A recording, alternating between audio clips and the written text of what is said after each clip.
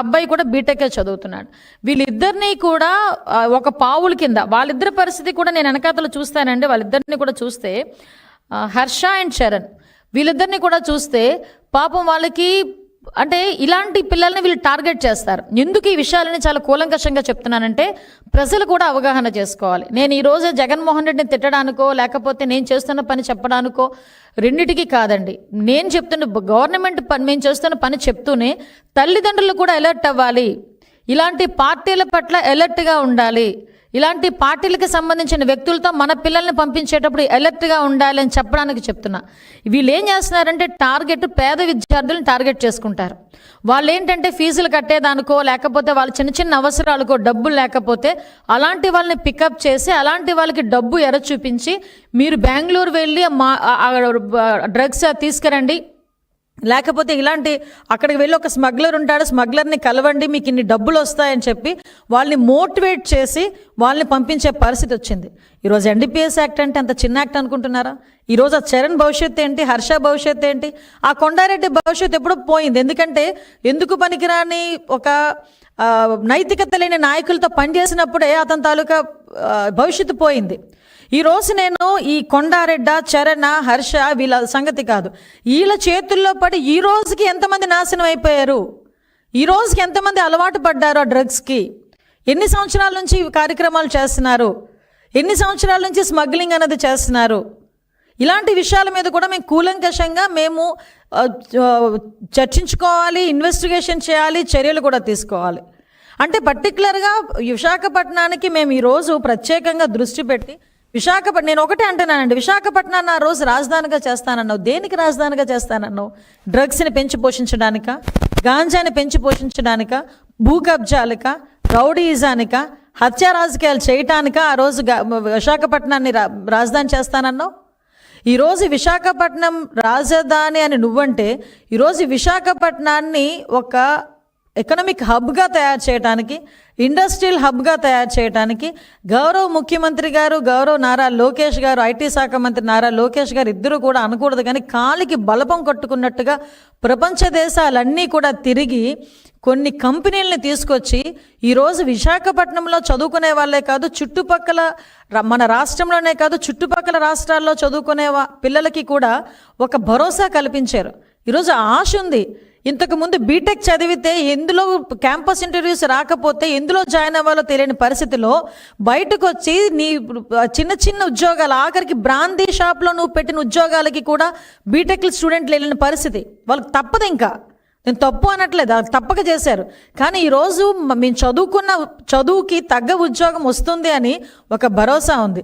ఈరోజు అదే వైజాగ్కి మనకి ఆర్సెనల్ మిట్టల్ మన నక్కపల్లిలోనే ఒక స్టీల్ ఫ్యాక్టరీ, అదేవిధంగా అనకాపల్లిలో చూసుకుంటే ఏటీసీ టైర్స్, ఇక వైజాగ్లో చూసుకుంటే గూగుల్, టీసీఎస్ అలాంటి ఒక ప్రతిష్టాత్మకమైన కంపెనీలు తీసుకురావడానికి ఈరోజు ఎంయూఓలు చేసుకొని రెడీగా ఉండి భూములు కేటాయించుకొని వితిన్ 2 to 3 yearsలో వాటిని రన్నింగ్లో పెట్టుకొని కొన్ని లక్షల మంది విద్యార్థుల భవిష్యత్తు ఇవ్వటానికి మేం కంకణం కట్టుకుంటా ఉంటే అదే విద్యార్థుల్ని మొగ్గులోనే తుంచేయటానికి నీ తాలూకా ధనదాహానికి, నీ నాయకుల తాలూకా ధనదాహానికి విద్యార్థుల భవిష్యత్తుతో ఆటలాడుకునే పరిస్థితి కల్పిస్తూ ఉంటే ఈ రోజుకి కూడా జగన్మోహన్ రెడ్డి సమాధానం చెప్పాలా వద్దా? ఈరోజు కొండారెడ్డి డ్రగ్స్ విషయంలో ఇన్వాల్వ్ అయ్యాడు, కొండారెడ్డి దొరికాడు, కొండారెడ్డితో పాటు కొంతమంది దొరికారు. ఈరోజు మీరు అనొచ్చు కొండారెడ్డికి మాకు సంబంధం లేదని. ఇక్కడ ఒక విషయం క్లారిటీ ఇస్తున్నా ప్రజలకి. చాలా సందర్భాల్లో ఎక్కడైనా ఒక వ్యక్తి దొరికాడు అనుకోండి, మేము వెళ్తూ ఎవడైనా ఆన్ ది వే వచ్చి అమ్మ ఒక ఫోటోనో, సీఎం గారితో ఒక చిన్న ఫోటోనో అలా ఫోటో తీసుకుంటేనే ఎక్కడో ఏదో జరిగితే ఆ ఫోటోలు తీసుకొచ్చి సోషల్ మీడియాలో మా అనుచరులు అని చెప్పి పోస్టర్లు అంటించి లేకపోతే పోస్టర్లు తయారు చేసి మీ తాలూకా సోషల్ మీడియాలో మమ్మల్ని ట్యాగ్ చేస్తూ పెట్టుకుంటారు. ఒకసారి మనం చూస్తే ఇది కొండారెడ్డి అనే వ్యక్తి ఏదో కార్యకర్త కాదు. కొండారెడ్డి అనే వ్యక్తి విద్యార్థి విభాగానికి అధ్యక్షుడు. ఆ కొండారెడ్డి అనే వ్యక్తి చేసిన పాపాలకి ఆ రోజు ఈవెన్ మా ఈగల్ టీం కూడా ఒకసారి ప్రత్యేకమైన దృష్టి పెట్టి వాళ్ళ దగ్గరకు కూడా పట్టుకున్నవి 48 LSD బ్లాట్స్. ఆ LSD బ్లాట్స్ కూడా అలా ఉంటాయి. ఇలాంటివన్నీ కూడా మొబైల్ ఫోన్స్ ఇవన్నీ కూడా ఆ రోజు సీజ్ చేసాం. ఈ రోజుకి కూడా ఇన్వెస్టిగేషన్ జరుగుతుంది. అది పక్కన పెడితే హూ ఇస్ దట్ కొండారెడ్డి ఒకసారి మనం పెట్టుకుంటే ఒకసారి ఇంకా ఫొటోస్ ఒకసారి చూద్దాం. పులివెందుల ఎమ్మెల్యే గారితో ఒక ఫోటో, నాకు తెలిసి పులివెందుల ఎమ్మెల్యే గారితోనే, మళ్ళా మా కోడిగుడ్డు మంత్రితో ఒక ఫోటో, ఆ కోడిగుడ్డు మాజీ మంత్రితో ఒక ఫోటో, అప్పటి ఎంపీ గారితో ఒక ఫోటో, ఇంకా చాలా ఉన్నాయిలేండి, ఆ లీలలు చాలా ఉన్నాయి. సో ఇలా ఎందుకు నేను ఈ ఫోటోలు చూపిస్తున్నానంటే కూడా చెప్తున్నానండి, నేనే అంటాను చాలా సందర్భాల్లో, క్రిమినల్కి పార్టీలు ఉండకూడదు, క్రిమినల్కి మతం ఉండదు, క్రిమినల్కి కులం ఉండదు నేనే చెప్తా. ఎస్, ఈ రోజుకి నేను కట్టుబడి ఉన్నా. కానీ ఎవరైనా ఈరోజు మా సొంత కార్యకర్త ఎవడు తప్పు చేశాడు, అంతెందుకండి, ఆ కిరణ్ భారతిరెడ్డి గారి గురించి తప్పుగా మాట్లాడితే సోషల్ మీడియాలో ఆ రోజు సాయంత్రానికి అరెస్ట్ చేశాం. ఈ విషయంలోని చాలామంది పార్టీ పరంగా మమ్మల్ని కొన్ని వ్యక్తులు కొంతమంది టార్గెట్ చేసినా కూడా నిబద్ధతకి నిలబడ్డాం. ఆ రోజు తప్పు, ఏ ఆడకూతురైనా ఆడకూతురే, ఏ ఆడబిడ్డ అయినా ఆడబిడ్డే, ఎవరైనా ఆడబిడ్డని మామూలుగా మాట్లాడితే తప్పు అని చెప్పి, మరి సోషల్ మీడియాలో నీచంగా మాట్లాడితే తప్పు అని చెప్పి ఇమీడియట్గా మేము ఆ రోజు అతన్ని అరెస్ట్ చేశాం. కానీ ఈరోజు పరిస్థితి చూస్తూ ఉంటే ఒకసారి మనం క్రోనలాజికల్గా కూడా అతని తాలూకా నైజాన్ని ఆలోచించుకుంటే, అనంతబాబు అనే ఎమ్మెల్సీ డ్రైవర్ సుబ్రహ్మణ్యాన్ని చంపి డోర్ డెలివరీ చేస్తే ఈ రోజుకి కూడా చర్యలు లేవు. దౌర్భాగ్యం ఏంటంటే అతడేసే క్వశ్చన్స్కి కూడా మంత్రులుగా మేము సమాధానం చెప్పుకోవాల్సిన దుస్థితి. అంటే ఒక హత్య చేసినోడు కూడా చట్టసభల్లో కూర్చొని ప్రజలకు సంబంధించిన క్వశ్చన్లు వేస్తూ ఉంటే మేము సమాధానం చెప్పుకునే పరిస్థితి. అంటే ఎలా ప్రోత్సహిస్తున్నాడని చెప్పేదానికి చెప్తున్నాం. నెక్స్ట్ ఇంకొకటి చూస్తే మనకి ఈరోజు ఈ కొండారెడ్డిని కనీసం పార్టీకి సంబంధం ఉన్న వ్యక్తిని మేము సస్పెండ్ చేస్తున్నామని కానీ డిస్మిస్ చేస్తున్నామని కానీ ఇలాంటి మాటలు మాట్లాడరు.